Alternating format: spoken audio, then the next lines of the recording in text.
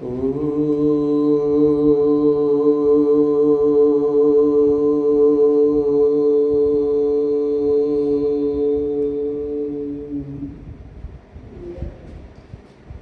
ब्रह्माणं विदधाति पूर्वं यो वै वेदांश्च प्रहिणोति तस्मै तम्हदेवमात्मबुद्धिप्रकाशं मुमुक्षुर्वै शरणम् अहं प्रपद्ये।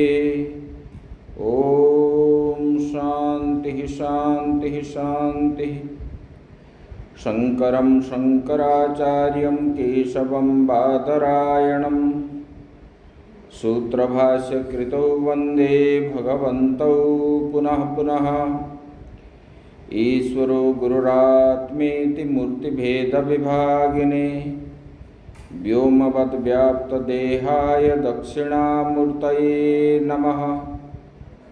गुरुर्ब्रह्मा गुरुर्विष्णु गुरुर्देवो महेश्वरः गुरुः साक्षात् परं ब्रह्म तस्मै श्री गुरवे नमः।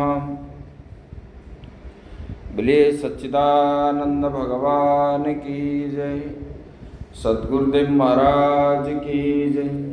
श्रीमद् देवी भागवत महापुराण की जय। ओम नमः पार्वती पतये हर हर महादेव।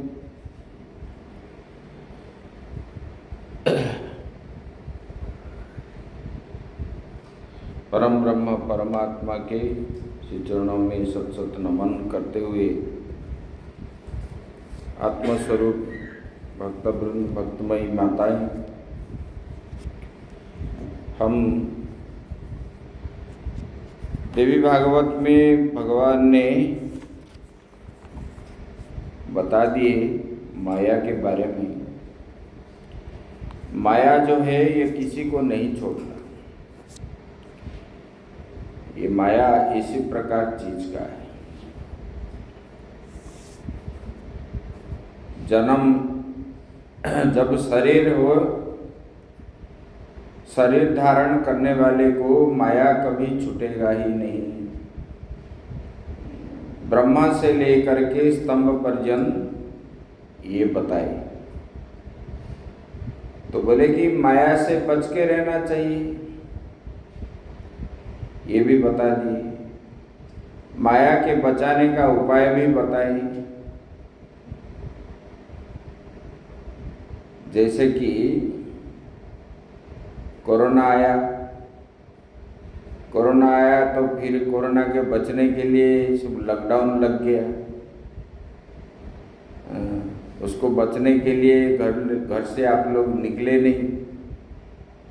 लेकिन माया से बचने के लिए तो कोई प्रयास नहीं करता है। करता है कोई? ये तो कोरोना से भी और डेंजर है। इसलिए जीव को नरक यातना भोगना पड़ता है, क्योंकि मोह में आकृष्ट हो करके जीव जो कर्म करता है, दूसरे का निंदा करता है, किसी का प्रशंसा करता है, किसी को ईर्ष्या करता है, ये करने पर भोगना पड़ता है। मान लो आप बोलोगे कि किसी को मारेंगे तो पाप है। अरे किसी के बारे में सोचने पर भी पाप है। जो गलत विचार हम सोचते हैं ना, वो भी पाप है। इसलिए इससे बच के रहना चाहिए। कोई भी हो तो जो सोच के अनुसार जो है कुछ दिनों के बाद वो कर्म में बन जाता है। गीता में भगवान ने बोले ना, ध्यायतो विषयान् पुंसः संगस्तेषु उपजायते। हम जिसका चिंतन करेंगे उसी के हिसाब ही हमारा कर्म होता रहता है। और विषय के साथ संबंध होने पर बुद्धि वहां भ्रष्ट हो जाती है। बुद्धि और सही बुद्धि नहीं रहती।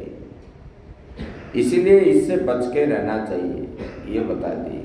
सब शास्त्र में यही बताया। माया से ये जितना शास्त्र सुनने का मतलब क्या है? जीव का मोक्ष के लिए। मोक्ष किस लिए नहीं हो रहा है? माया की वजह से। माया को पार करोगे तब जाके होगा। अभी ये जो है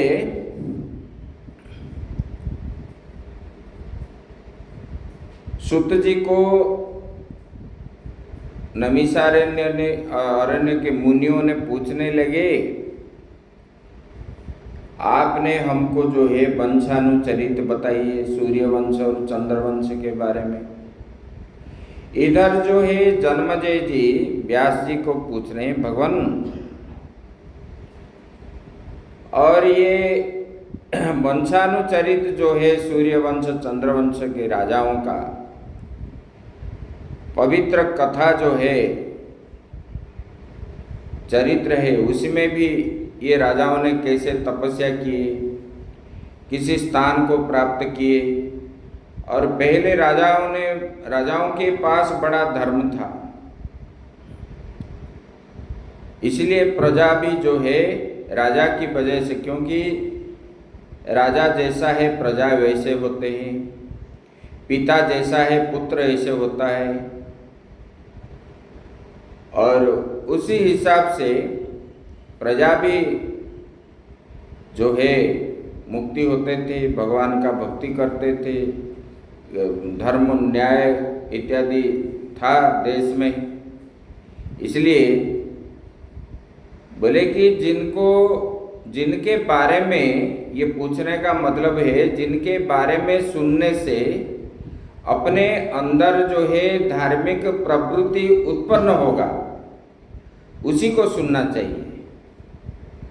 जिस कर्म को करने से संसार के बंधन में जीव बंधेगा नहीं, इसी कर्म करना चाहिए।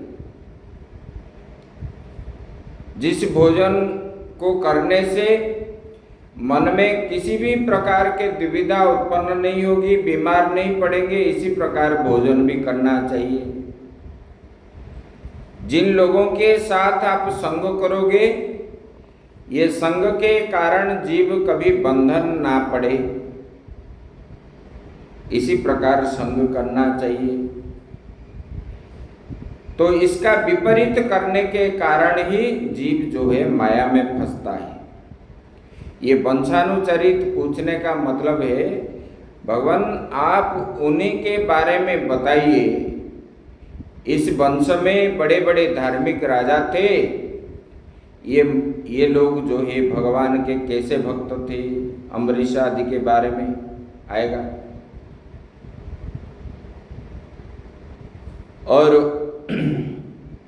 बड़े बड़े राजा थे, मांधाता थे, ये थे, हरिश्चंद्र थे, ये जजाति थे, जो स्वदेह में स्वर्गलोक जाने वाले लोग भी थे।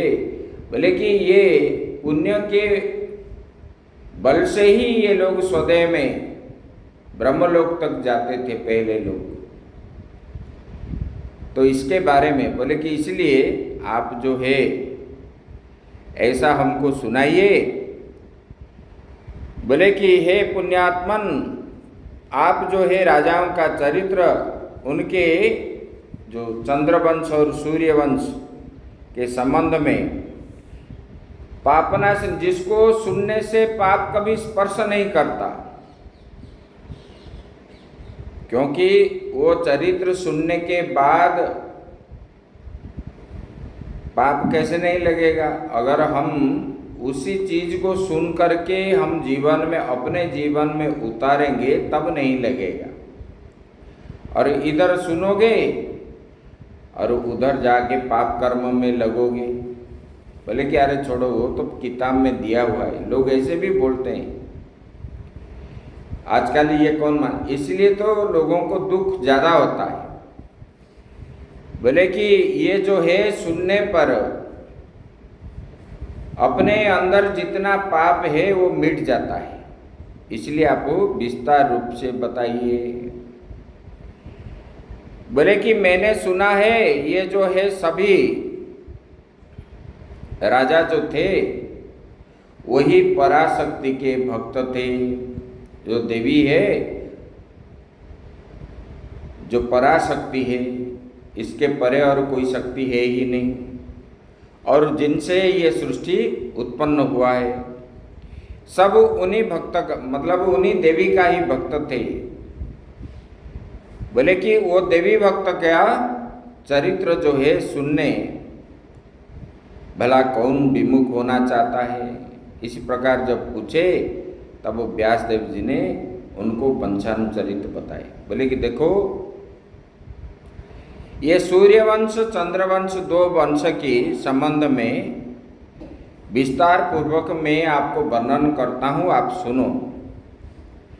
बोले कि विष्णु के नाभि कमल से ब्रह्मा जी उत्पन्न हुए, और जब उत्पन्न होते ही वो जो है सृष्टि नहीं बनाए। जब उत्पन्न हुए उन्होंने घोर तपस्या किया, आप लोग सुन चुके हो, क्योंकि उनको आकाशवाणी हुई तब करो। कोई भी कार्य करने से पहले हमको जो है शक्ति इकट्ठा करना पड़ता है। जैसे कि आप कोई घर में कार्य करना चाहते हो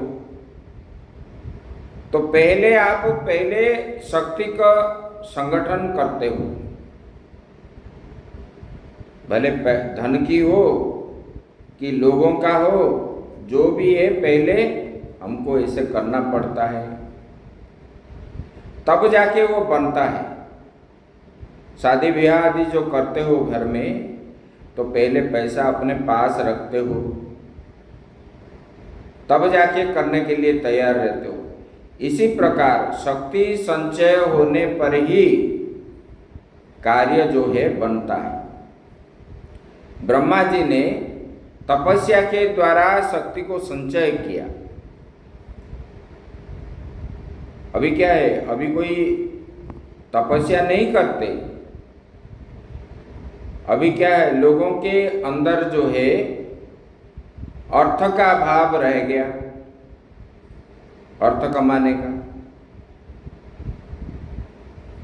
अपने लिए कई संध्या वंदन आदि भी जो है ये तीनों वर्ण छोड़ दिए।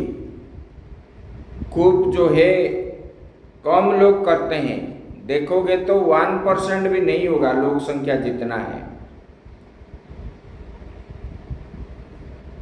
तो बोले कि शक्ति, इसकी वजह से शक्तिहीन हो जाते हैं लोग, उनके वाणी में सत्यता नहीं रहता है, और ये धर्म पालन करने सक्षम नहीं बनते, क्योंकि हम भजन ध्यान नहीं करेंगे तो हम हर जगह में कमजोरी होंगे, और इसी से जो शक्ति मिलती है और कहाँ नहीं, कहीं भी नहीं मिलेगी। बोले कि इसलिए ब्रह्मा जी ने पहले कई हजार साल जो है तपस्या करने लगे, और उन्होंने तपस्या करके अत्यंत कठिनता पूर्वक जो है महादेवी का आराधना की, और उनको जो है देवी ने वरदान प्राप्त किए। फिर जो है उन्होंने सृष्टि का संरचना किए। पहले जो उन्होंने किए सृष्टि का संरचना, उसी में वो उनका सफल नहीं हुआ। फिर जो है उन्होंने शीघ्र उन्होंने रचना किए, इसलिए नहीं हुए। फिर उन्होंने बाद में फिर तपस्या की। तपस्या करने के बाद जब सृष्टि संरचना किए, पहले सप्तऋषि उनका जो है मानस पुत्र हुए। मरीचि, अंगिरा, अत्रि, वशिष्ठ, पुलह, क्रतु, पुलस्त्य, इसी नाम से ये 7 जो है मानस पुत्र हुए। और ब्रह्मा जी क्रोधित हो गए तो उन्हीं से रुद्र उत्पन्न हुए।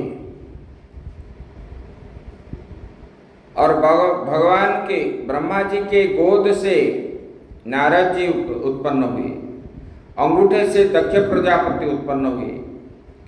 इसी प्रकार सनक सनंदन आदि जो है मानस पुत्र की उत्पत्ति हुई। बोले कि बाएं हाथ के अंगूठे से समस्त सुंदर अंग वाले दक्ष पत्नी का प्रादुर्भाव हुआ। उनका नाम था बिरिणी। अशक्नि भी बाद में उनका नाम हुआ। बोले कि उन्हीं से ब्रह्मा जी का मानस पुत्र नारद जी का भी उत्पन्न प्रादुर्भाव हुआ है। तब जन्मजय जी बोले कि आप तो बोले ब्रह्मा जी से उत्पन्न हुए, फिर दक्ष पत्नी से कैसे हुए? बोले कि सुनो मैं बताता हूं। बोले कि ये दक्ष प्रजापति ने, दक्ष मतलब जो संतान उत्पन्न करने के लिए दक्ष है, इसलिए उसका नाम दक्ष है। बोले कि पहले दक्ष प्रजापति ने सृष्टि के लिए ब्रह्मा जी ने उनको आज्ञा दिए। जब आज्ञा दिए उन्होंने प्रजा की संरचना किया। बोले कि बिरिणी के गर्भ से अत्यंत बलशाली जो है 5000 पुत्र उत्पन्न हुए। और 5000 पुत्र जब उत्पन्न हुए, बोले कि ये जो है प्रजा की वृद्धि हेतु विपुल उत्साह वाले और सभी पुत्र को देख करके काल की प्रेरणा के अनुसार देवर्षि हंसने लगे। बोले कि जब उत्पन्न हुए, ये उत्पन्न होने के बाद बोले कि पिताजी हम क्या करेंगे? बोले कि जाओ तपस्या करो। तपस्या करके जब आओगे तब जो है आप संसार करोगे, विवाह करके संसार की वृद्धि करना है। उस समय प्रजा नहीं थे, तो इस प्रकार जब दक्ष प्रजापति ने आज्ञा दिए तब ये लोग गए तपस्या करने के लिए। नारायण सरोवर के तट पर गए। गुजरात में जो है कच्छ के आगे वहाँ नारायण सरोवर है। वहाँ जा करके उन्होंने तपस्या के लिए गए। और ये जाते समय नारद जी हंस पड़े। बोले कि अरे मूर्ख, आप कभी जानते हो? बोले कि पृथ्वी का वास्तविक परिमित कितना है आपको ज्ञान है? और तुम जो है प्रजा सृष्टि के लिए तैयार हो गए हो, पिताजी ने आज्ञा दिया तो। बोले कि पहले पृथ्वी का परिमिति जो है उसको जानो, नहीं तो आप क्या है संसार के उपहास के पात्र बन जाओगे। तब ये लोग सोचने लगे, बोले नारद जी जो बोल रहे हैं तो वो तो सही है। तब उन लोगों ने विभाग मंडन करके कुछ पूर्व दिशा की ओर गए, कोई पश्चिम दिशा, कुछ जो है पश्चिम दिशा की, कोई उत्तर दिशा की, कोई दक्षिण दिशा की। इस प्रकार हो करके पृथ्वी का परिमित करने के लिए गए। और वो लोग जब वापस नहीं आए, ऐसे गए, तब जो है दक्ष प्रजापति ने मन के अंदर उनको दुख हुआ। उसके बाद जो है फिर उन्होंने पुत्र उत्पन्न किया। वो जो है हरेश्व नाम से वो पुत्र जो है उत्पन्न हुए। और उन लोगों ने भी जब उत्पन्न होने के बाद फिर वो भी गए तपस्या के लिए। उनको भी नारद जी मिले और नारद जी बोले कि ऐसी प्रकार प्रश्न बड़े भाइयों को जैसे बोले थे, इनको छोटे भाइयों को भी वही बोले। बोले कि आपको जो है पृथ्वी का परिमित का ज्ञान है, इस प्रकार जब बोले कि तुम लोग तो मूर्ख हो, पिताजी बोल दिए तो आप आ गए संसार वृद्धि करने के लिए, लेकिन पहले बिना जाने प्रजा की उत्पत्ति कैसे करोगे आप? जब इस प्रकार बोलने लगे तब ये लोग भी बोले कि नारद जी जो बोल रहे हैं तो सही है, ये भी चले गए। जब चले गए, ये दक्ष प्रजापति को बड़ा क्रोध उत्पन्न हुआ और उन्होंने गाली गुलौज करने लगे नारद जी को। और नारद जी को बोलने लगा कि तुमने मेरे पुत्र को बेघर कर दिया, तुम क्या जानोगे? आप तो महात्मा है, आपका कोई ठिकाना नहीं है, आप क्या जानोगे सांसारिक सुख? इसलिए आप जो है घर बसाने के बजाय आप घर तोड़ते हो। इसीलिए तुम जो है मेरे पुत्र हो करके आपको भी ये गर्भ जंत्रणा, जो नरक जंत्रणा है, आप भोगना पड़ेगा। इसी प्रकार उनका श्राप से ये फिर दक्ष के पुत्र के रूप में जन्म हुए थे। इसके बाद बोले कि ये सूर्यवंश में जो है एक समय की बात है, नारद मुनि स्वेच्छापूर्वक विचारण करते हुए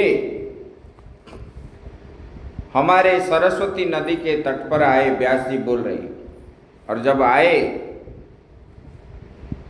तब जो है वहाँ पर मैंने उत्तम आसन दिया, व्यास जी बोले, और बैठा करके उनका प्रणाम किया और उनको मैंने विधिवत पूजा करके इनको पूछने लगा।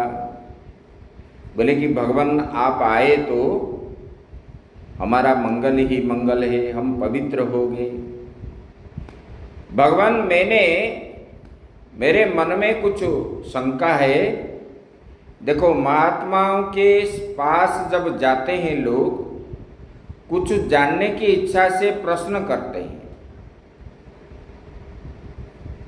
ऐसे गृहस्थ की बात नहीं करते, कहाँ पैसा मिलेगा, कहाँ गड़बड़ हो गया, ये सब चीज नहीं करते। ज्ञान की इच्छा से महात्मा के पास जाते हैं और वहां प्रश्न पूछते हैं।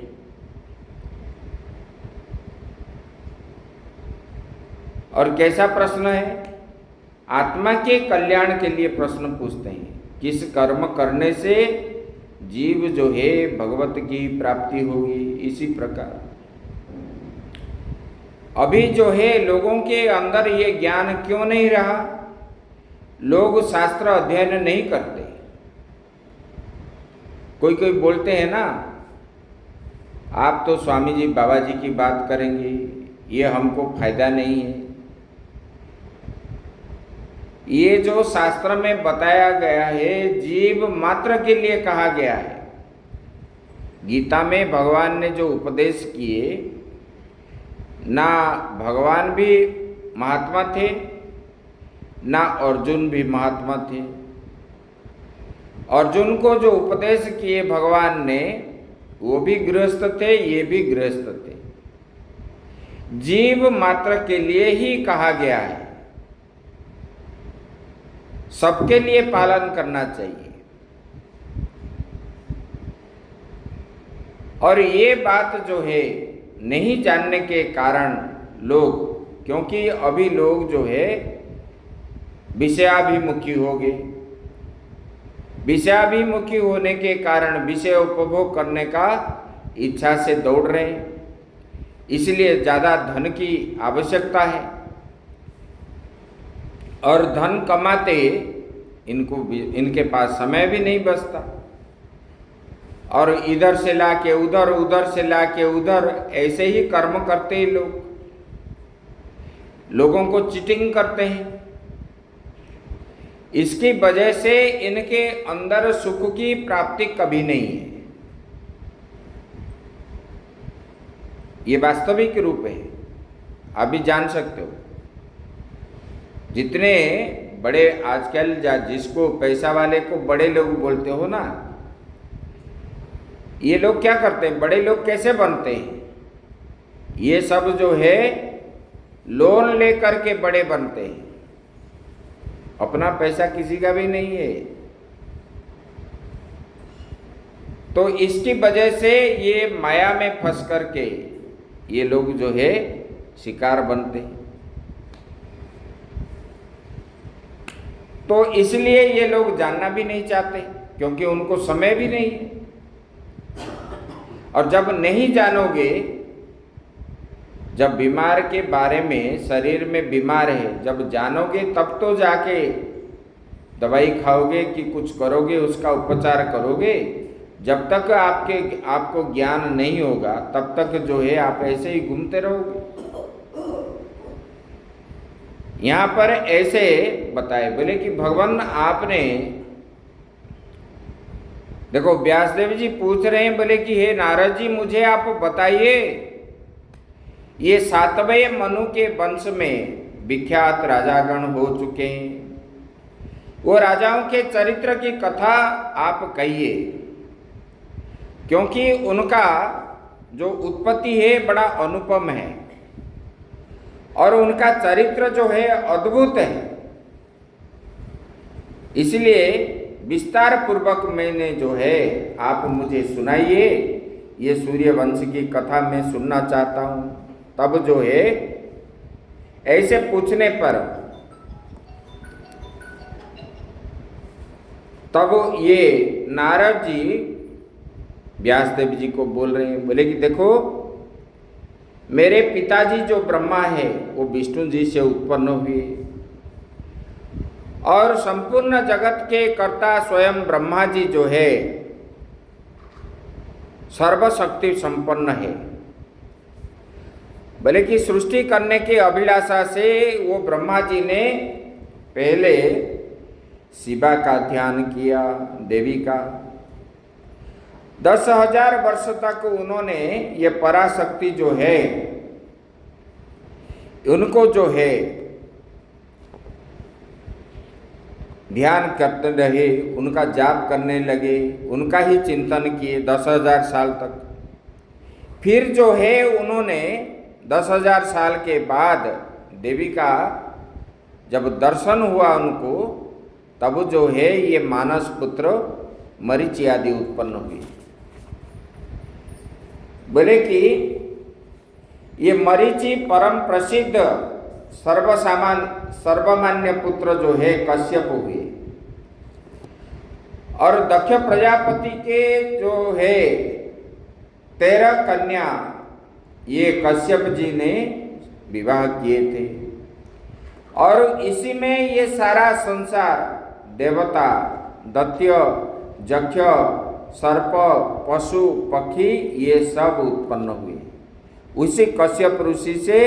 और दक्ष प्रजापति के 13 कन्या जो है इन्हीं से पक्षी भी उत्पन्न हुए, सर्प भी उत्पन्न हुए, यक्ष, राक्षस ये सब देवता, मनुष्य आदि उत्पन्न हुए। बोले कि देवताओं में श्रेष्ठ जो है सूर्य देव है, उनका नाम विवस्वान भी है।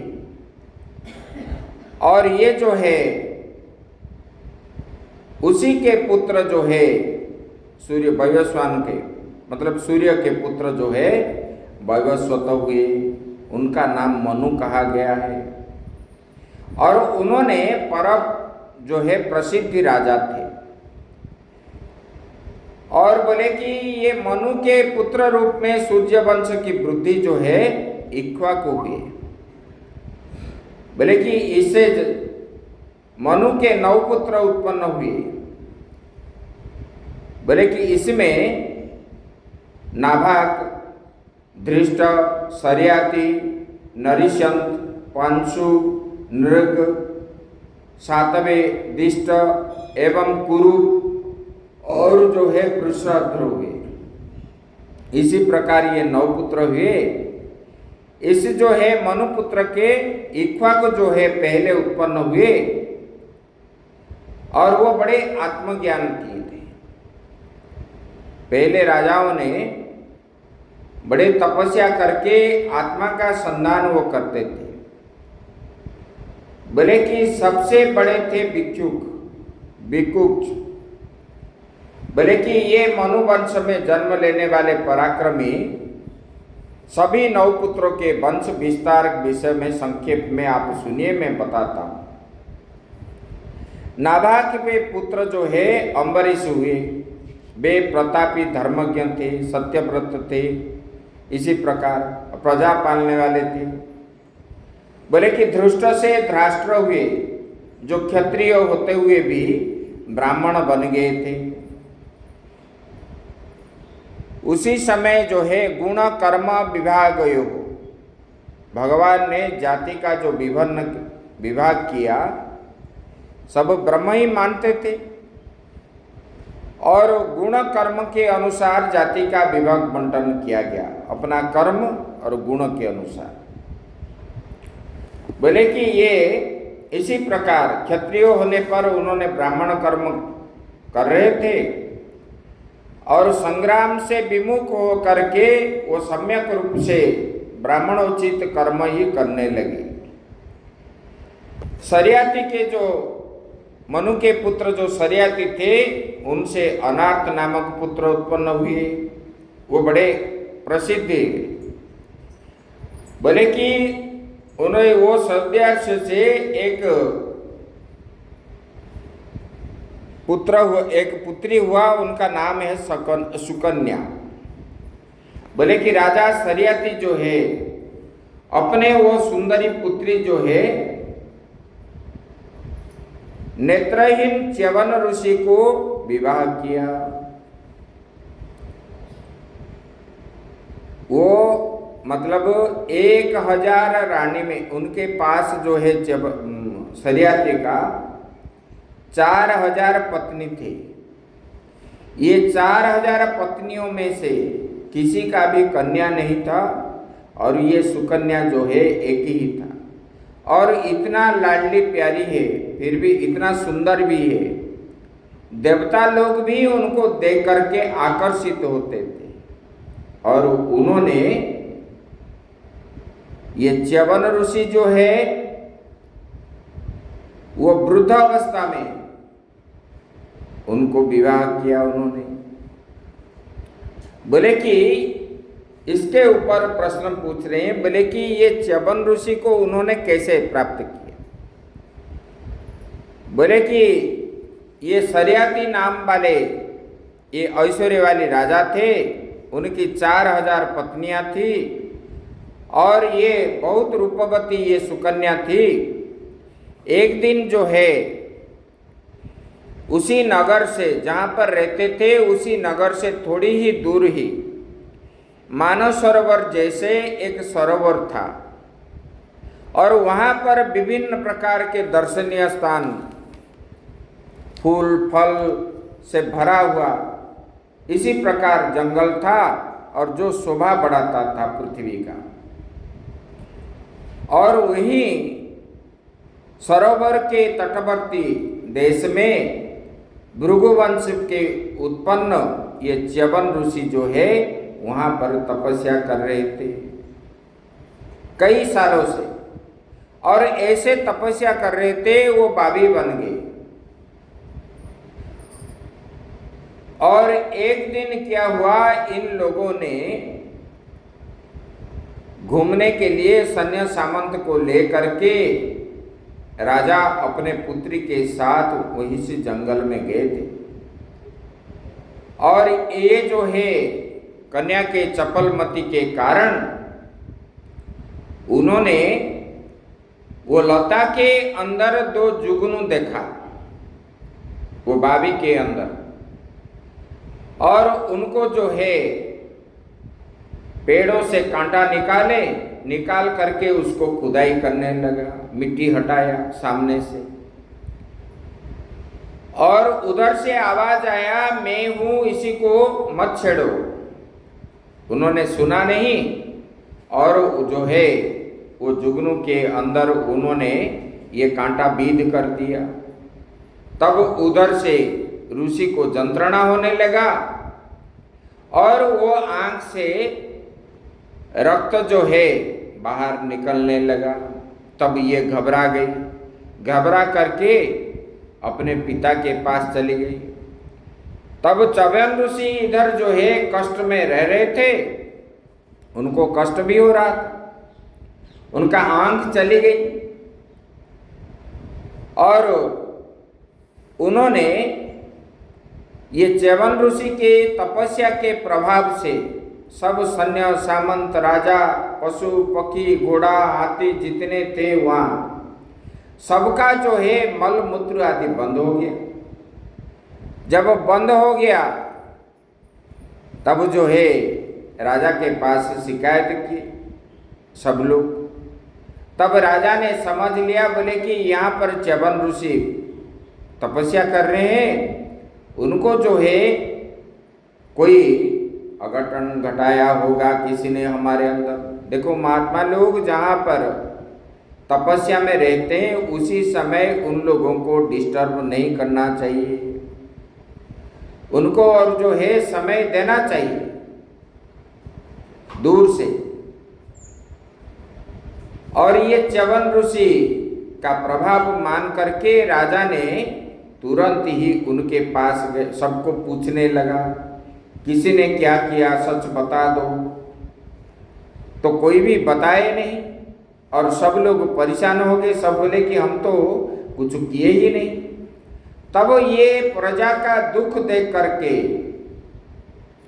सुकन्या ने आकर के बताया, बोले कि पिताजी मैंने ऐसे गया था और वहां जाने के बाद मैंने 2 जुगनू देखा और मैं कौतूहल से खेलते खेलते मैंने उसी के अंदर जो है कांटा लगा दिया तो रक्त बरस्राव होने लगा, मुझे पता नहीं है वो कौन है। फिर सुकन्या की बात सुन करके राजा शर्याती ने वहां पर जाके पहुंच करके उन्होंने पहले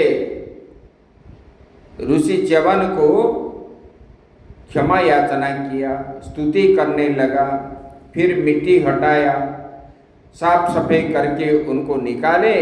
बोले कि हे भगवान आप क्रोधित हो करके श्राप मत दीजिए, आप क्षमा के पात्र हैं और हम तो जानते हैं कि महात्मा लोग जो है दूसरे का भलाई करते हैं, श्राप नहीं देते। बोले कि हे राजन मैं क्रोधित नहीं हूँ, मैं तो सोचता हूँ कि मेरे प्रारब्ध में यही है दैवी की प्रेरणा, नहीं तो वो राजकुमारी आके मेरा आंख में क्यों लगाता, मेरा प्रारब्ध में ऐसा ही होगा ये। लेकिन बोले कि भगवान आप हमारा कल्याण कीजिए। बोले कि मैं कल्याण करूंगा, मेरा अभी जो वृद्धावस्था है, मेरा आंख का ज्योति चली गई, मैं फिर जो है संध्या बंदन कैसे करूंगा, मेरा नित्य कर्म कैसे करूंगा, फिर भोजन कैसे करूंगा, मुझे एक चाहिए, सेवक चाहिए। बोले कि राजा ने बोलने लगे हम जो है यहाँ पर सबको लगा देंगे, हम सेवक यहाँ लगा देंगे। बोले कि वो सेवक से काम नहीं चलेगा क्योंकि वो ध्यान से काम नहीं करेंगे। तो बोले कि आपके पुत्री जो है मेरा सेवा करेगी। तब राजा ने घबरा गए, बोले कि ये वृद्धा है और ये इनको जो है मैं कैसे एक बेटी है मेरा और इतना लाडली प्यारी है तो मैं कैसे इनको दान करूं।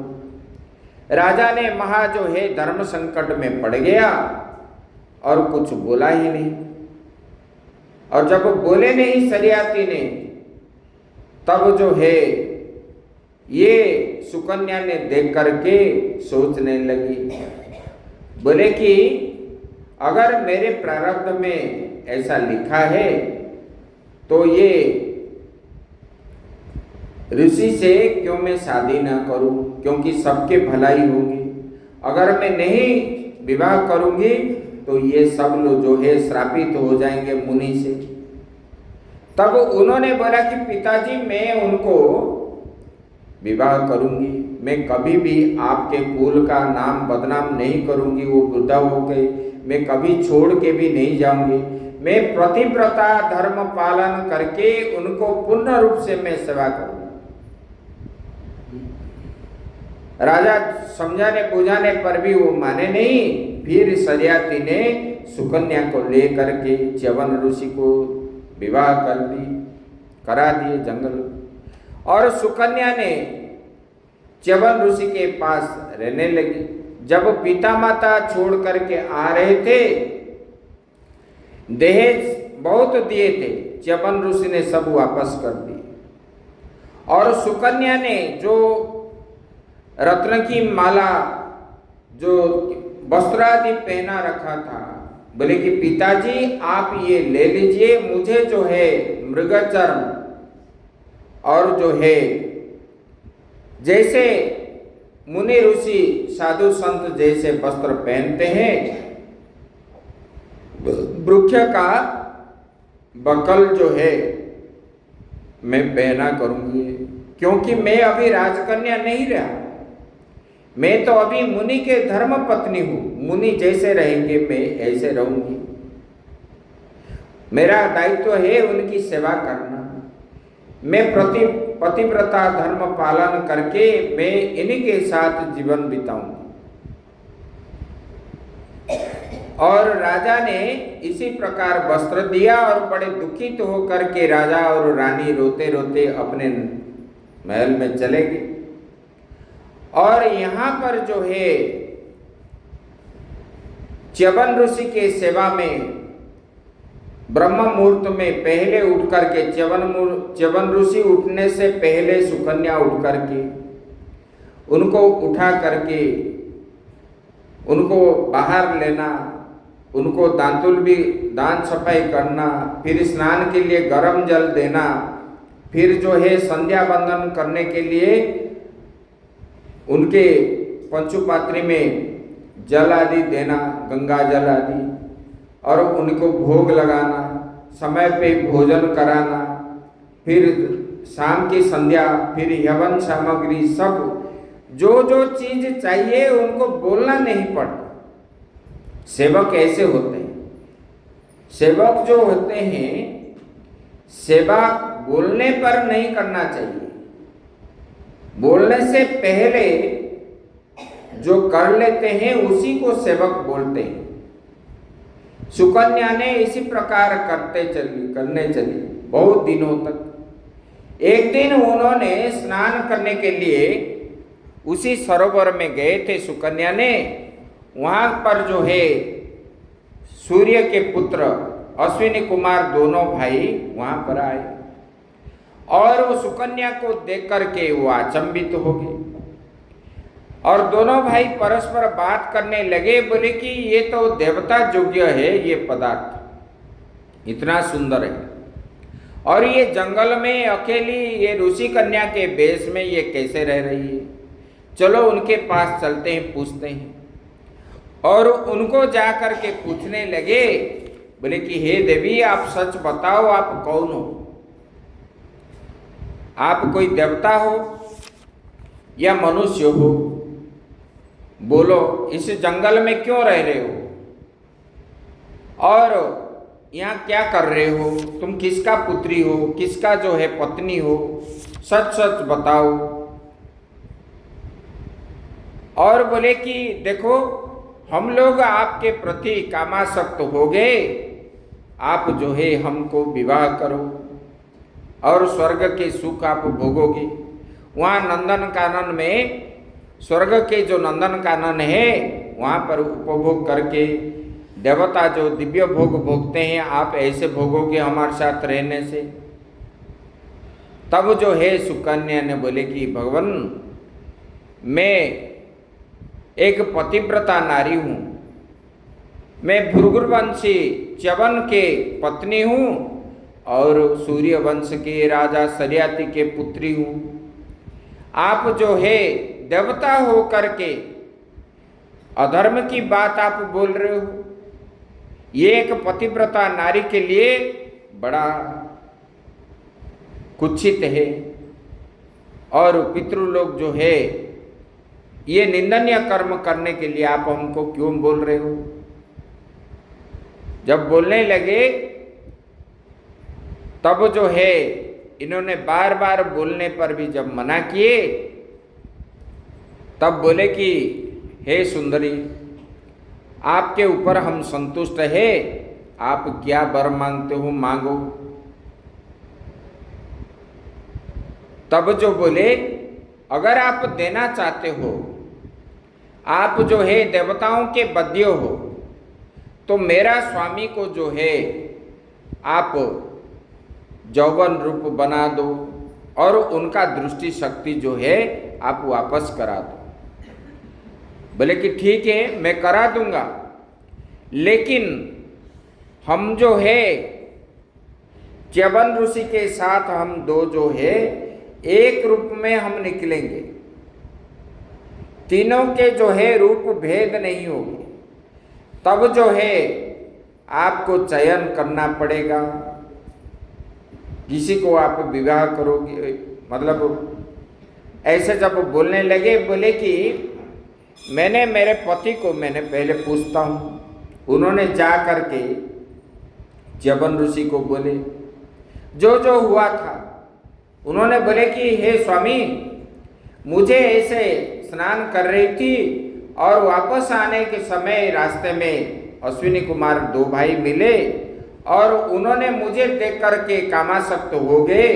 मुझे जब इस प्रकार बोलने लगे तो मैंने उनको उत्तर दिया, मैं पतिव्रता हूँ, प्रतिधर्म का पालन कर रहा हूँ, मुझे आप ये अधर्म बातें क्यों बता रहे हो? और मैं पति को छोड़ करके कहीं भी नहीं जा पाऊंगा। यही मेरा श्रेष्ठ धर्म है, चाहे वो असुंदर भी हो, बूढ़े भी हो, जो भी हो, वही मेरा देवता है, उन्हीं को त्याग करके मैं कहीं भी नहीं जाने वाला। तब उन लोगों ने बोले आपको देख करके हम संतुष्ट हुए, वर मांगो। मैंने उनको आपके यौवन रूप प्राप्त होने के लिए और चक्षु प्रदान करने के लिए मैंने उनको वर मांगा। उन्होंने बोले कि हम तीनों जो है एक जैसे रूप होंगे, आप किसी को वर्ण करोगे एक ही को। तो बोले कि हे भगवान मैं क्या करूं, मैं दुविधा में। बोले कि चलो, च्यवन ऋषि बोले उनको बोल दो और उनको बुला के लाओ। तब जो है उनको बुला के लाए और च्यवन ऋषि से बात किए और उन्होंने इनके शर्त पर राजी हो गए। राजी हो करके उन्होंने वो जो नवजौवन रूप होंगे तीनों एक जैसे, तो सुकन्या जो है मन में दुविधा हो गई, मेरे पति को मैं कैसे पहचानूंगी, नहीं तो मैं पति धर्म से विमुख हो जाऊंगी। तब जो है देवी का आश्रय लिया और देवी को जो है बोले कि हे माँ, आप ये सृष्टि स्थिति संहार करने वाली है, सबके अंदर आत्मा के रूप में रहने वाली है पराशक्ति, मैं आपको बार बार नमन करता हूँ। मैं जो है अभी ये धर्म संकट में पड़ी हूँ, तब मुझे इससे उद्धार करो। तब उन्होंने माताजी को सब जो है आंख बंद करके ध्यान से सब बता दिए। तब जो है वो सरोवर में अश्विनी कुमार ने च्यवन ऋषि को ले करके डुबकी लगाए और उधर से जब निकले तीनों जो है एक ही रूप में निकले और अत्यंत सुंदर है। तब सुकन्या को बोलने लगे, आओ तुम हम तीनों से किसी एक को ही ग्रहण करो। तब जो है सुकन्या माताजी का स्मरण करते करते गए और च्यवन ऋषि को ही वरमाला दे दी। और तब जो है अश्विनी कुमार दोनों जो है बड़े खुशी हो गए और च्यवन ऋषि भी बड़े खुशी हो गए अपना यौवन प्राप्त हो करके।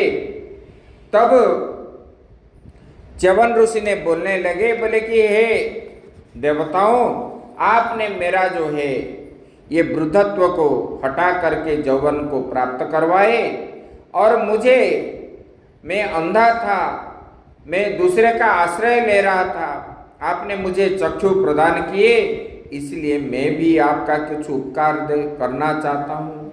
आप बोलिए क्या चाहिए आपको।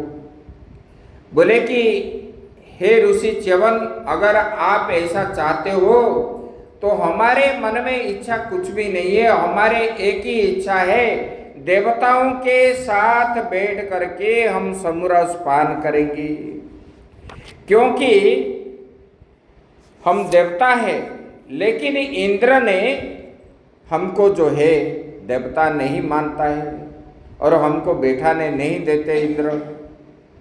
तो बोले ठीक है, मैं जो हूँ मैं आपको कराऊंगा, सोमरस पान कराऊंगा देवताओं के साथ, आपको यज्ञ में भाग मिलेगा। तब जो है अश्विन कुमार चले गए और सुकन्या के माता ने एक दिन सरियाती को बोलने लगा, आप कैसे पिता हो, पुत्री को जंगल में छोड़ करके आ गए और वृद्ध है, अंध महात्मा है, उनके पास छोड़ करके आए और कभी चिंता ही नहीं किए, उनको देखने के लिए भी नहीं गए। तब जो बोले कि आज मुझे जाना है उनको देखने के लिए, तब रानी को साथ ले करके सरियाती जब आए, ऋषि के आश्रम में पहुँचे, तो वहाँ पर सुकन्या ने जा करके उनको प्रणाम किया और च्यवन ऋषि का नवजौवन रूप देख करके सरियाती ने सुकन्या को डांटने लगी। बोले कि तुम जो है मेरा कुल जो है नष्ट कर दिया, पर पुरुष को ला करके पूर्व पुरुष के साथ तुमने यो वृद्ध समझ करके आपने इनके साथ संबंध किया है। तो जो है आपको मैंने अभी जो है ऐसे कर्म करने वाले पुत्री को वध कर देना चाहिए। तब जो है उन्होंने वध करने के लिए उद्यत हुए थे। सुकन्या ने बोले कि पिताजी ये जो है आपके जामाता ही है, दूसरा कोई नहीं है, मैं ऐसे कर्म कभी भी नहीं करूंगी। तब जो है पूरा इतिहास जो है सरियाती को जब बताया, तब जो है पिता माता खुशी हो गए और बोले कि तुमने जो है मेरा कुल को पवित्र कर दिया और कठोर तपस्या सेवा जो किए, च्यवन ऋषि को च्यवन भी बोले। तब जो है च्यवन ऋषि उनको उत्तम आसन दिए, बिठाए, सरियाती और रानी को बिठा करके बात करने लगे यज्ञ के बारे में। फिर यज्ञ का आयोजन हुआ, फिर यज्ञ करने लगे और वहाँ पर मुख्य आचार्य के रूप में च्यवन ऋषि बैठे और उन्होंने अश्विनी कुमार का जो है भाग देने लगे। तब जो है इंद्र ने मना किया। बोले कि आप कैसे मना करते हो, वो तो सूर्य के पुत्र है, वो क्यों नहीं होंगे।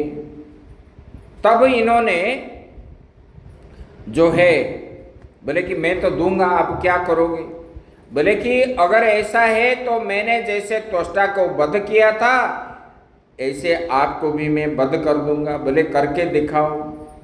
तब च्यवन ऋषि ने उनको जब दिए, तब गुस्सा होकर के इंद्र ने उनके ऊपर वज्राघात किया, लेकिन स्तंभन विद्या से च्यवन ऋषि ने उनके वज्र को बांध लिया। तब इंद्र जो है लज्जित हो गए और उन्होंने फिर जो है च्यवन ऋषि के बात माने। फिर इसी प्रकार ये सुकन्या की बात उन्होंने हुए। उसके बाद देवता में उसी दिन से तो अश्विनी कुमार आदि जो है देवता के रूप में आए और उनको ये दिए। उसके बाद आगे की कथा जो है हम लोग कल सुनेंगे। ओम पूर्णमदः पूर्णमिदं पूर्णात् पूर्णमुदच्यते पूर्णस्य पूर्णमादाय पूर्णमेवावशिष्यते। ओम शांति शांति शांति। बोलिए धर्म की, अधर्म का, प्राणियों में, विश्व का